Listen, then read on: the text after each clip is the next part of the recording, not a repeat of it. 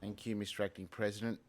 I join with the Honourable Greg Warren, Labor's Shadow Minister for Local Government, the United Services Union and Labor's Cumberland councillors in calling upon the Cumberland Council to not abandon its workforce. Outrageously, within Cumberland Council's 2020 economic statement, the General Manager indicated they are looking to outsource education and care services, including childcare, seniors living units, the operations of its swim centres, and placing uncertainty on the future of golf courses and the Holroyd Centre. Outsourcing to the private sector will jeopardise the jobs of hard-working council employees.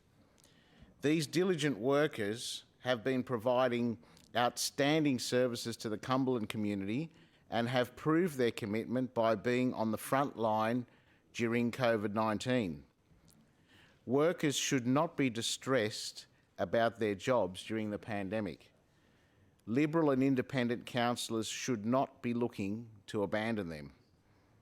Cumberland Council's economic position has been gravely impacted by the New South Wales Liberals and Nationals forced mergers policy. The cost has been $41 million over the past 3 years. The New South Wales Government's forced amalgamations have been disastrous and have had a devastating impact on many communities throughout our state.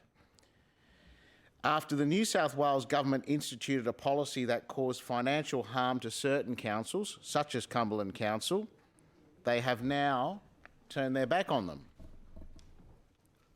And whilst we understand that Cumberland Council does in fact face financial difficulties, they should not be looking to further privatise outsourced local services that are crucial for the community.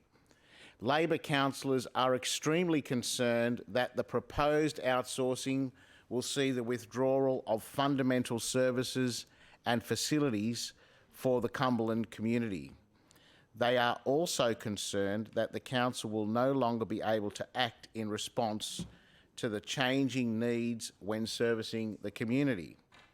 The council has highly rated education and care centres that have been vital for community members, including preschools, childcare centres, out-of-hours school care services and family daycare.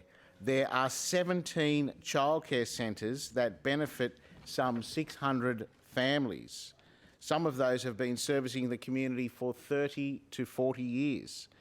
Loyal workers carry out key services that ensure a diverse community is cared for, including children from refugee communities, children with disabilities, and children from low-income and underprivileged families.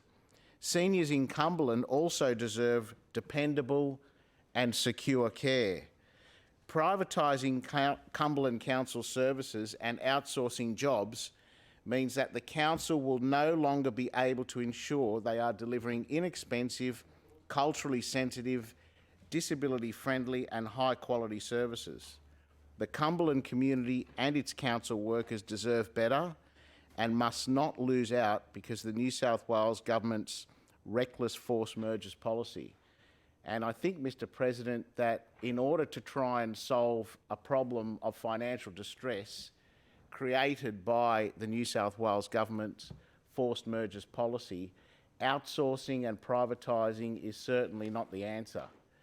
What people want is secure full-time jobs so that they can go out in all confidence, participate in economic activity, get a loan, support their families, which then in turn stimulates more and more economic activity.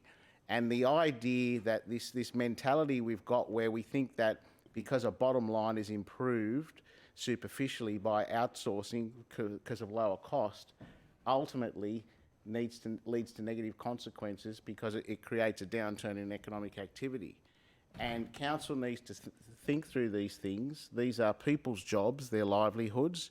During a pandemic, they're already insecure, already suffering from the psychological stress of the pandemic, and they don't need council to further that stress by making their jobs insecure.